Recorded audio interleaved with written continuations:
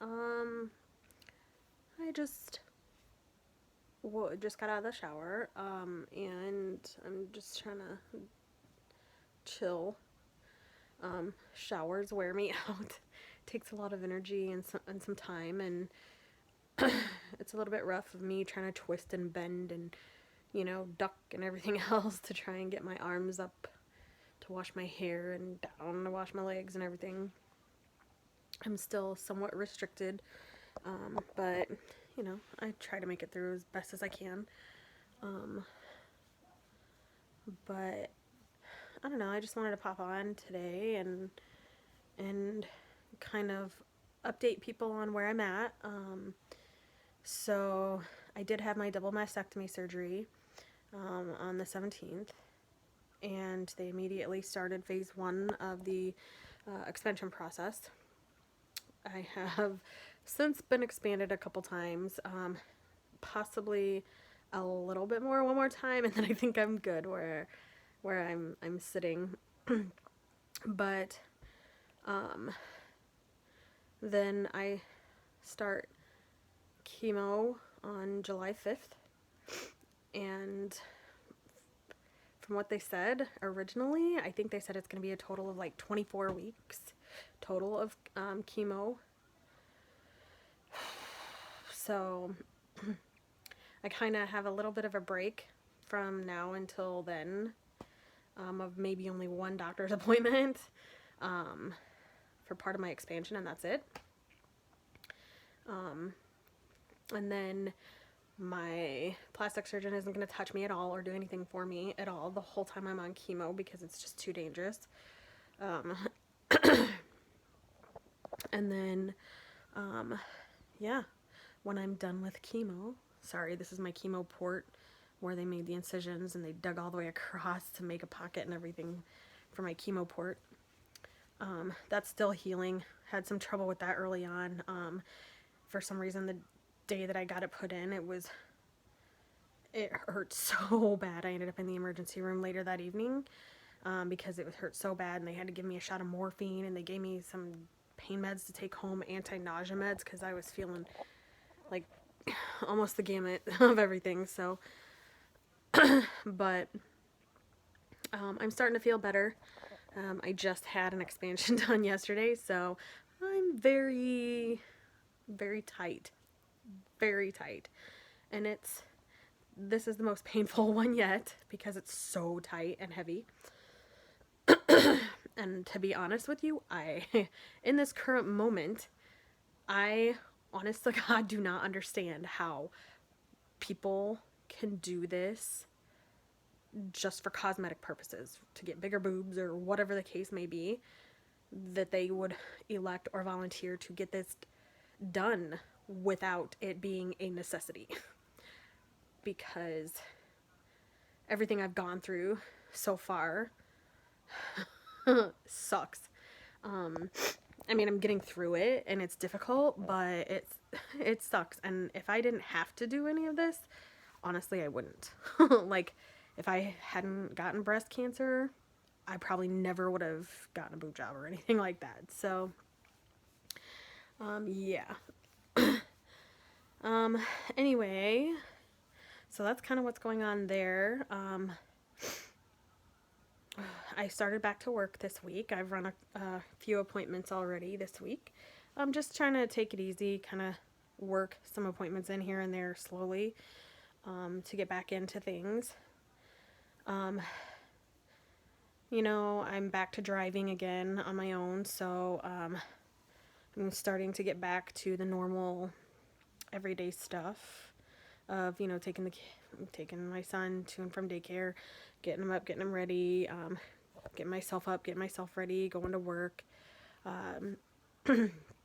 dealing with my daughter who's now on summer vacation from school, and trying to make sure chores are getting done and people are getting fed and all that good stuff, on top of trying to go back to work a little bit and trying to make sure the kids can at least get out and try to do a little something, whether it's go to the park or shop at Five Below or maybe go out to eat or a little something here and there, so that they don't get completely bored and stagnant sitting at home all the time. So, running some errands like getting groceries or getting gas or whatever. So, I've been pretty run down and worn out this week. So, I've been in a little more pain this week because I've been much more active than I have been since surgery. This is probably the most active week I've had since surgery. And it's starting to take a toll on me, and it's only Wednesday. I'm starting to hurt a lot more primarily because of my last expansion, and just being more active. Just honestly, I just want to sleep. I just want to chill out, relax, and sleep and rest. But I have to keep going because stuff has to get done. And yeah, my daughter is trying to help quite a bit. Gino helps sometimes now, and I mean, he was helping a lot before and doing a lot of the work, pretty much most of the work before, for the first couple weeks. And then, I started being able to do a little more and a little more and a little more myself, and taking some of it back. And Cordy's helping too. But we're still not quite there, still not completely back. And then, like I said, I start chemo next month, so I just kind of wanted to check in emotionally. Like,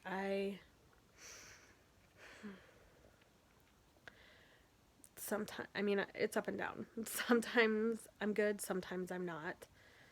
Sometimes I just want to cry, and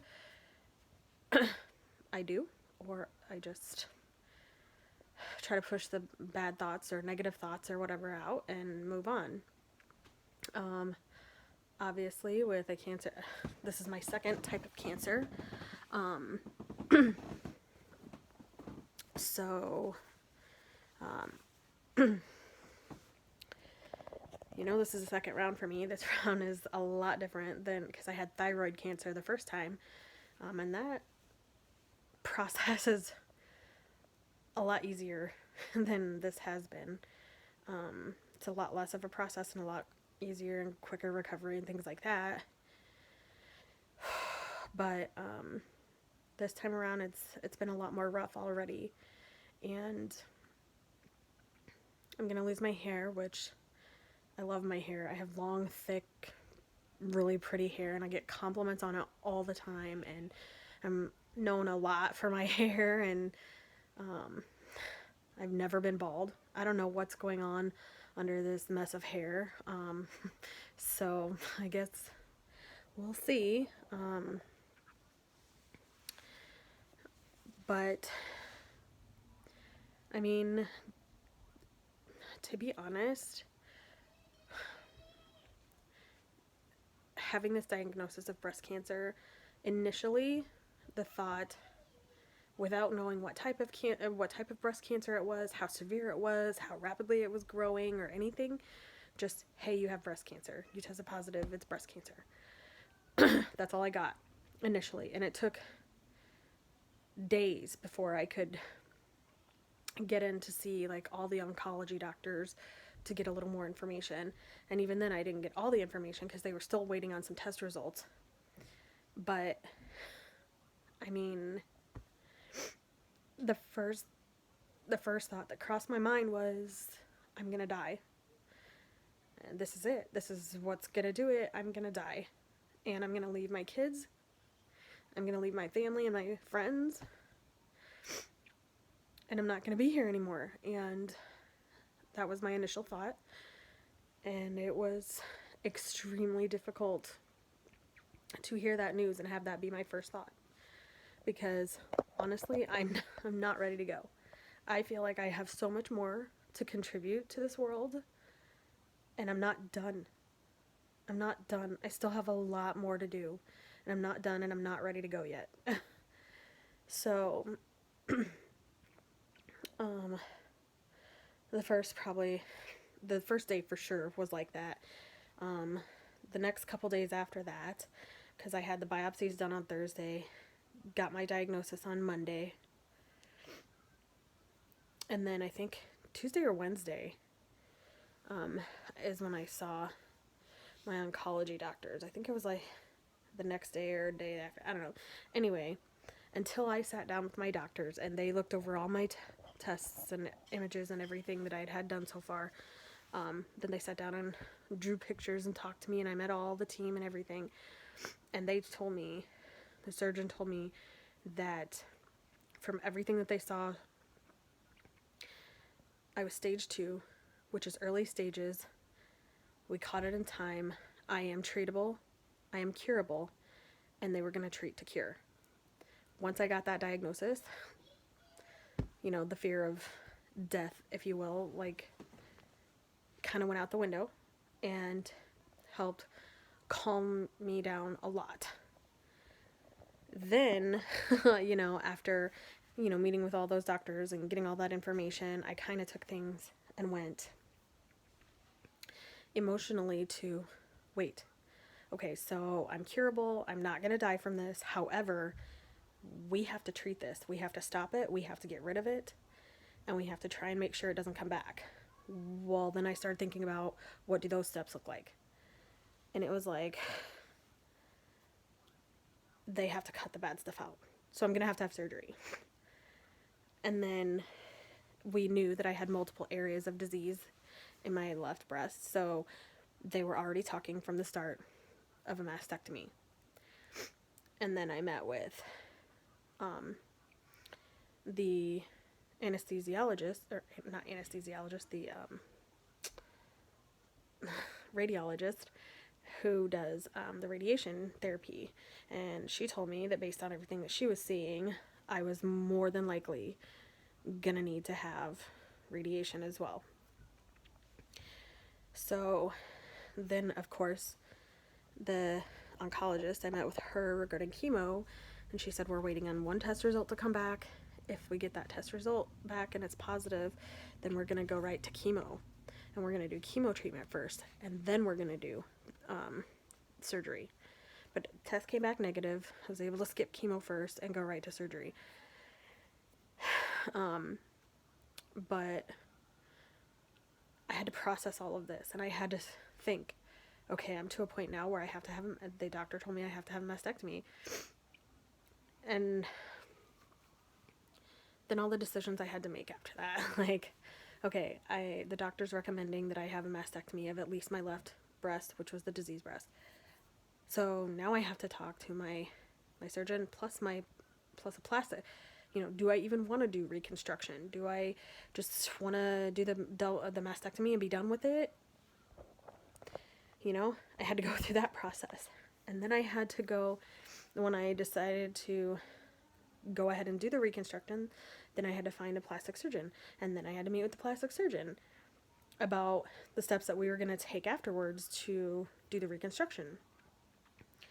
And then I had to decide, do I want to do both sides?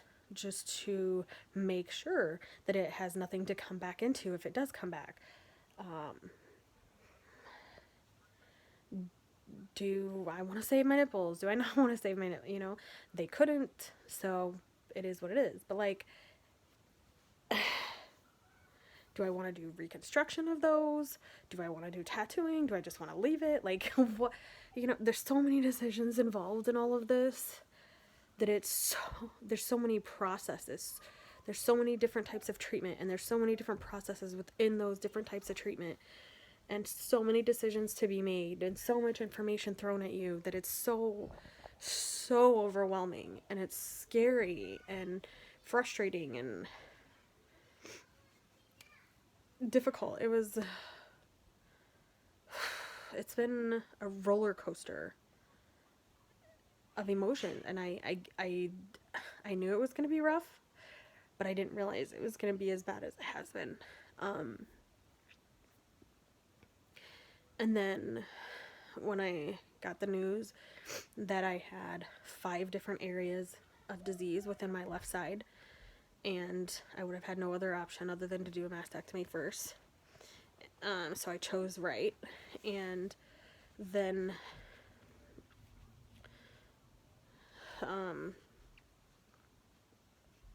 to hear that I had to have chemotherapy afterwards now, because I ended up having both types of breast cancer and 5 areas of disease on my left side. So they said, nope, it's a given. We're doing chemo now. Like, we don't have a choice. We're doing chemo. So immediately, the first thing that went through my mind was, I'm going to lose my hair. I didn't care about anything else. I just knew I was going to lose my hair, and I didn't want to lose my hair. So,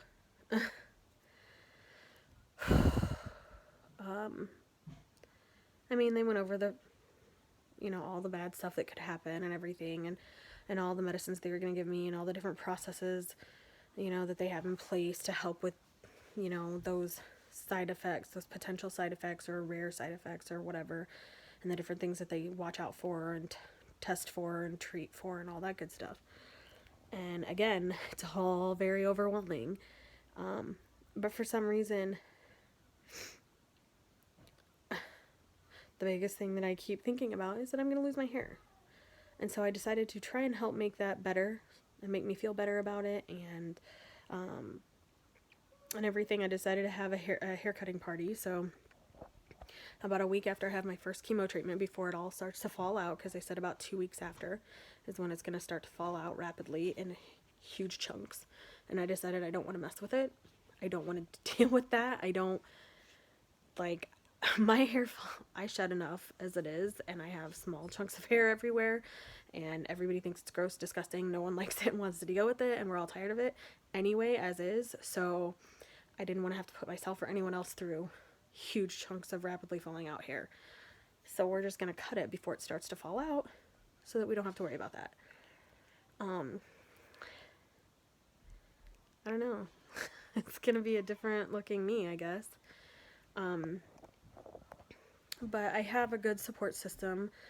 I have these 3 women that have been through it or are currently going through this in some form or another, and they're all very, very helpful to me, willing to talk to me pretty much about anything, show me anything, like, we're, and I really, really appreciate it. I don't think I'd be able to get through this without them.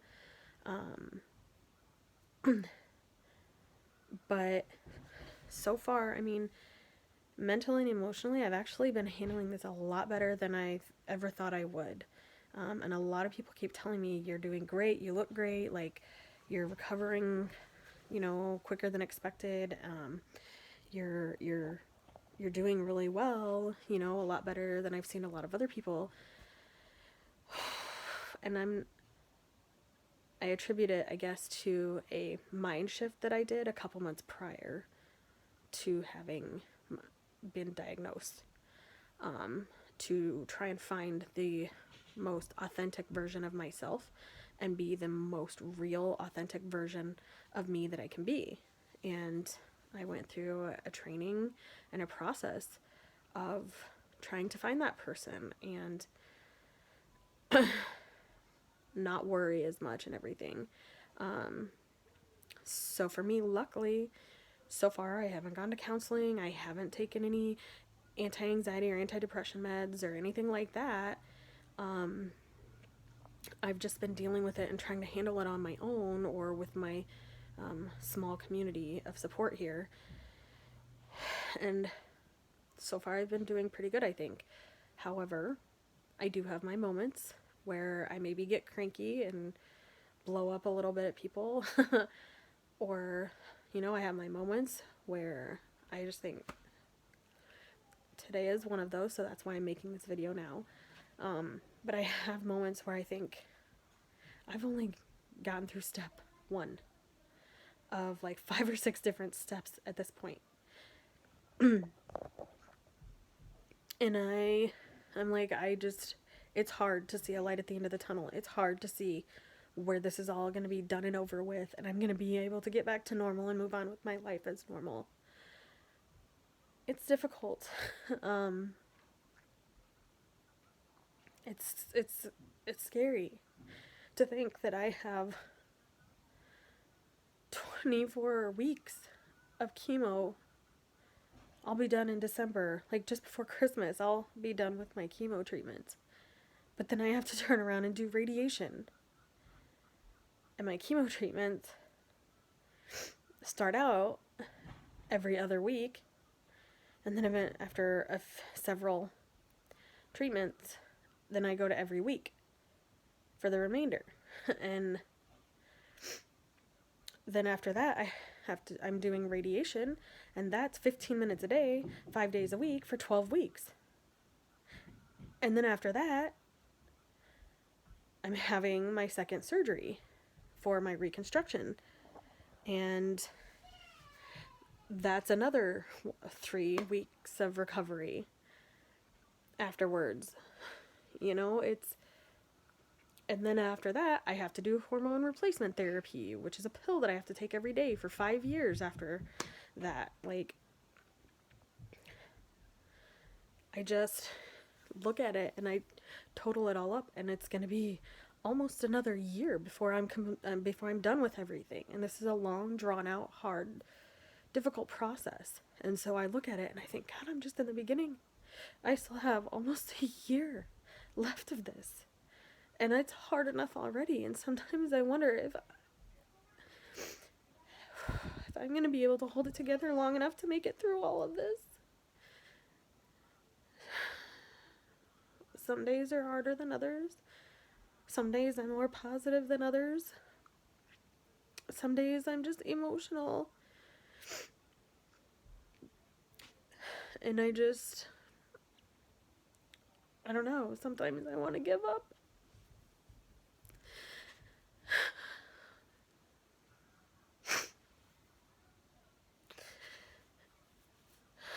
But I know that I have my babies, and I know that it's not, that I can't give up. I will make it through. I'm not gonna give up. I'm gonna keep fighting through this for my babies, for my kids. I have a lot of positive encouragement from people telling me that it will be over someday. Like, I will get through it. There is a light at the end of the tunnel. I'm gonna, like, a year out from all of my treatment, when everything's done, I'm gonna look back and be like, it's all a blur, and wow, that went by so fast. But as of right now, I guess I just don't see how that's gonna happen. But